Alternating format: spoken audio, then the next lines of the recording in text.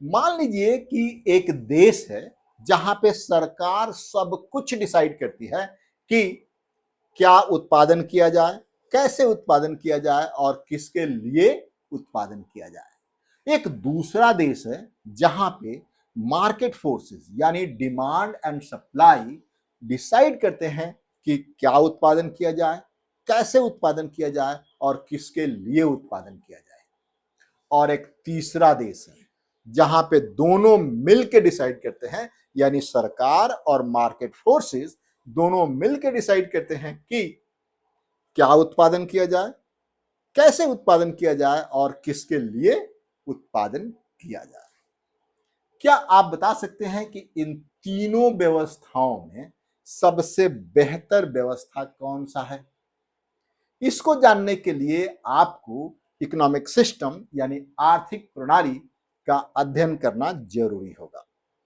मैं हूं professor Hareram Sinha from university of Delhi और आज के इस लेक्चर में हम इसी पे चर्चा करेंगे कि इकोनॉमिक सिस्टम होता क्या है, इसके कितने टाइप्स यानी प्रकार हैं और हर टाइप की विशेषता क्या है, एडवांटेज क्या है, डिसएडवांटेज क्या है, सब के सब आज के इस लेक्चर में हम डिस्कस करने जा रहे हैं।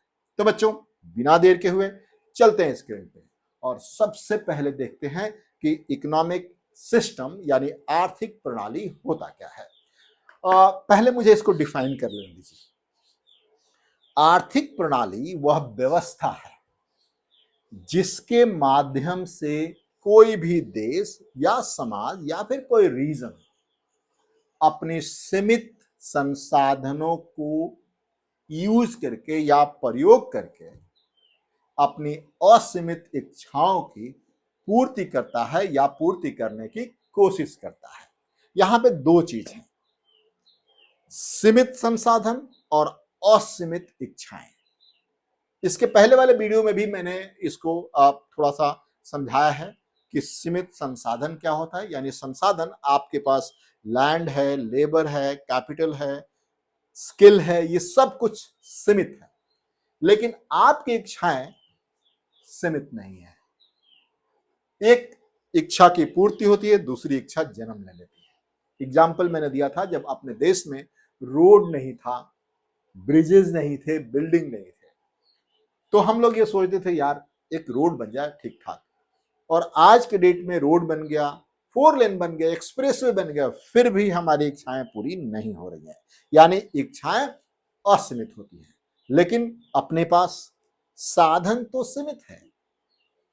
तो जिस टेक्निक और जिस व्यवस्था और जिस सिस्टम को यूज करके या जिस सिस्टम के माध्यम से इन सीमित साधनों का उपयोग करके हम अपनी असीमित इच्छाओं की पूर्ति करते हैं या पूर्ति करने की कोशिश करते हैं, उसे हम आर्थिक प्रणाली या फिर इकोनॉमिक सिस्टम कहते हैं। चलिए देखते हैं कि इकोनॉमिक सिस्टम कितने तरह के होते हैं। इकोनॉमिक सिस्टम आपके स्क्रीन पे है, या आर्थिक प्रणाली आपकी स्क्रीन पे है, आप देख सकते हैं। पहला है पूंजीवादी अर्थव्यवस्था, दूसरा है समाजवादी अर्थव्यवस्था और तीसरा है मिश्रित अर्थव्यवस्था। यानी पहला पूंजीवादी अर्थव्यवस्था, दूसरा समाजवादी अर्थव्यवस्था और तीसरा मिश्रित अर्थव्यवस्था। आज के इस वीडियो में शायद हम एक ही कोई एक्सप्लेन कर पाए। चलिए देखते हैं, कोशिश करेंगे कि सबके सब एक्सप्लेन हो जाए, लेकिन अब समय लिमिट है, अगेन संसाधन लिमिट है हमारे पास, इच्छाएं अनलिमिटेड है। मैं तो चाहता हूं कि मैं 5-5 घंटा आप लोगों को फ्री यूट्यूब पे पढ़ाऊं, लेकिन लिमिटेड रिसोर्सेज की वजह से उतना हो नहीं पाता है। चलिए देखते हैं पूंजीवादी अर्थव्यवस्था होता क्या है। पूंजीवादी अर्थव्यवस्था वह अर्थव्यवस्था है, वह सिस्टम है जिसमें उत्पादन के साधनों जैसे कि भूमि, लेबर, कैपिटल, इस सब पे निजी स्वामित्व होता है, यानी ये प्राइवेट ओनरशिप के अंदर आता है। आई रिपीट अगेन, फिर से समझिए, पूंजीवादी अर्थव्यवस्था में उत्पादन के साधन जैसे कि भूमि यानी जमीन, लेबर यानी मजदूर, कैपिटल यानी निवेश, ये सब के सब निजी स्वामित्व के अंदर आता है और इसमें वही चीज का उत्पादन होता है जिसमें मैक्सिमम यानी अधिकतम लाभ होने की संभावना होती है। समझ में आया? फिर से दोबारा मैं बता रहा हूं। पूंजीवादी अर्थव्यवस्था में उन्हीं वस्तुओं और सेवाओं का उत्पादन होता है जिससे अधिकतम लाभ आने की संभावना होती है। पूंजीवादी अर्थव्यवस्था में वही तकनीक यूज किया जाता है जिसमें अधिकतम लाभ कमाने की संभावना होती है। अब समझिए तकनीक क्या है। जनरली कोई भी चीज का उत्पादन करने के लिए हमारे पास दो तरह के टेक्निक होते हैं। पहला होता है लेबर इंटेंसिव टेक्निक और दूसरा होता है कैपिटल इंटेंसिव टेक्निक, यानी मजदूर बाहुल्य तकनीक और कैपिटल इंटेंसिव टेक्निक। मजदूर बाहुल्य यानी लेबर इंटेंसिव में ज्यादातर हम लेबर का प्रयोग करते हैं और कम मशीनों का प्रयोग करते हैं। इससे क्या होता है कि हमारी अनएम्प्लॉयमेंट की प्रॉब्लम जो है, बेरोजगारी की जो समस्या है वो कम हो जाती है या फिर कई बार ये होती ही नहीं है। ऑन द अदर हैंड यदि हमारे पास हम ज्यादा मशीन्स टूल्स का यूज करते हैं तो उस केस में इंसानों के जगह पे मशीनें काम करेंगी, तो उसमें जनरली ऐसा देखा गया है कि अनएम्प्लॉयमेंट की प्रॉब्लम होती है और इस तरह के सिस्टम में अनएम्प्लॉयमेंट की प्रॉब्लम बढ़ती चली जाती है। समझ में आ गया? अब यानी पूंजीवादी अर्थव्यवस्था की कुछ विशेषताएं हम यहां पे देख लेते हैं। आपके स्क्रीन पे आप देख सकते हैं बच्चों। इसकी सबसे बड़ी विशेषता होती है कि यहां निजी स्वामित्व होता है, यानी उत्पादन के साधनों पे प्राइवेट ओनरशिप होता है। जैसे इंडिया में आप देख सकते हैं जमीन पे प्राइवेट ओनरशिप होता है। जैसे मेरे पास जमीन है तो मेरी है, ये सरकार का नहीं है, ये पूरे सोसाइटी की जमीन नहीं है, ये हमारी। मैं इतना मेरे पास स्किल्ड है पढ़ाने का तो वो मेरा ओनरशिप है, मेरे स्किल पे मेरा ओनरशिप है। मेरे पास यदि पैसा है बैंक में तो वो मेरा है, मतलब निजी स्वामित्व। मैं इसको जहां चाहूं वहां यूज कर सकता हूं, ये निजी स्वामित्व के अंदर आता है। ठीक है बच्चों। इसके बाद यहां पे यानी पूंजीवादी अर्थव्यवस्था में हमारा मेन उद्देश्य होता है लाभ कमाना। क्या उद्देश्य होता है? लाभ कमाना। यानी यहां पे जो भी चीज हम उत्पादन करते हैं, चाहे वो वस्तुएं हो या फिर सेवाएं हो, वो सब का मुख्य उद्देश्य होता है लाभ कमाना। ठीक है। यहां पे बाजार शक्तियां बहुत प्रभावशाली होती है, यानी demand and supply he decide करता है कि मार्केट में क्या उत्पादन किया जाए, कैसे उत्पादन किया जाए और किसके लिए उत्पादन किया जाए।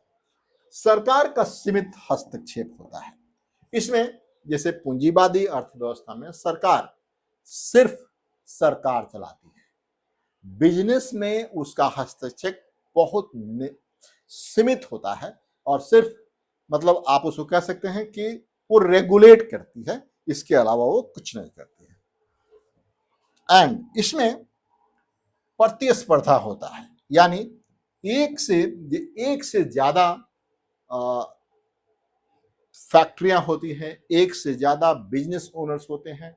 एक ही चीज को, इस पेन को प्रोड्यूस करने वाले लाखों लोग हैं, तो कंपटीशन तो होगा ही। जो बेहतर प्रोड्यूस करेगा, जो कम से कम दाम पे देगा, वही मार्केट में सरवाइव कर पाएगा। यानी इससे आप देख सकते हैं कि बहुत ज्यादा कंपटीशन होता है। तो ये पूंजीवादी अर्थव्यवस्था की कुछ विशेषताएं हैं जिसको आपको समझने की जरूरत है और आपके जीएस मेंस में काफी कई बार पूछा गया है। अब पूंजीवादी अर्थव्यवस्था से लाभ क्या हो सकता है? तो इससे लाभ होता है चूंकि प्राइवेट ओनरशिप में है और वही चीजें प्रोड्यूस की जाती हैं, वही चीजें उत्पादित की जाती है जिससे ज्यादा लाभ हो।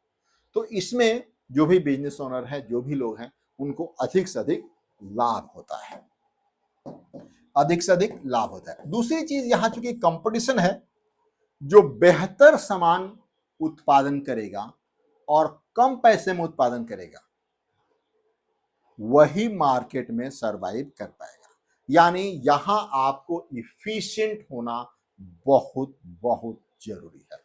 ठीक है। इसके बाद कस्टमर के पास चॉइस बहुत होता है, क्योंकि इस पेन को प्रोड्यूस करने वाले एक से ज्यादा लोग, एक से ज्यादा कंपनियां मार्केट में काम कर रही है, इसलिए कस्टमर के पास चॉइस बहुत होता है और यही चॉइस है जिसके वजह से हर कंपनी अपना सर्विस या अपना प्रोडक्ट बेहतर से बेहतर करने की कोशिश करती है। ठीक है। इसके बाद यहां पे ग्रोथ, चूंकि हर आदमी चाहता है कि ज्यादा से ज्यादा प्रॉफिट कमाए, ज्यादा से ज्यादा प्रोडक्शन करें, तो इसमें ग्रोथ, इकोनॉमिक ग्रोथ बहुत तेजी से होता है। अब देखते हैं इसके डिसएडवांटेज यानी हानि क्या है। इसमें हानि होता है, सबसे पहले इसमें जो हानि होती है वो है कि आप कह सकते हैं कि इनकम इनइक्वालिटी बहुत ज्यादा इसमें होती है। आप इंडिया का ही एग्जांपल लीजिए। इंडिया पूरी तरीके से कैपिटलिस्ट इकोनॉमी नहीं है, मतलब पूंजीवादी व्यवस्था नहीं है, पूंजीवादी अर्थव्यवस्था इंडिया नहीं है, मिश्रित अर्थव्यवस्था है। उसके बावजूद भी टॉप के 2% लोग के पास पूरे इकोनॉमी का 50 से 60% इनकम होता है। आप देख सकते हैं कितना गैप है। तो यहां पे चूंकि हर आदमी कंपटीशन करता है, प्रॉफिट कमाने की कोशिश करता है, इसलिए यहां पे इनकम इनइक्वालिटी यानी आय में असमानता बहुत होती है। इसके बाद आप देख सकते हैं यहां पे मोनोपोली यानी एकाधिकार, किसी भी कंपनी का एकाधिकार होने की संभावना बढ़ती जाती है। ऐसा क्यों होता है बता पाएंगे आप लोग? क्योंकि आप यदि कोई कंपनी बढ़िया से बढ़िया करती जा रही है तो सारा कस्टमर उसी के पास शिफ्ट हो जाएगा, क्योंकि वो कम पैसे में बेहतर सामान दे रहा है, कम पैसे में बेहतर सर्विसेज दे रहा है, तो पब्लिक उसी के पास जाएगी। और यदि कोई उस कंपनी से कंपीट नहीं कर पा रहा है तो मार्केट से बाहर हो जाएगा और सिंगल कंपनी राज करेगी। ठीक है। गरीबों की इसमें उपेक्षा होती है, क्योंकि कंपनियां वही माल प्रोड्यूस करती हैं, वही माल उत्पादित करती हैं जिसमें उसको ज्यादा प्रॉफिट होता है। तो जनरली ऐसा देखा गया है कि पूंजीवादी अर्थव्यवस्था में गरीबों की उपेक्षा की जाती है और यहां पे चूंकि ये मार्केट ड्रिवन है, इसलिए यहां पे इकोनॉमिक क्राइसिस आने की ज्यादा संभावना होती है।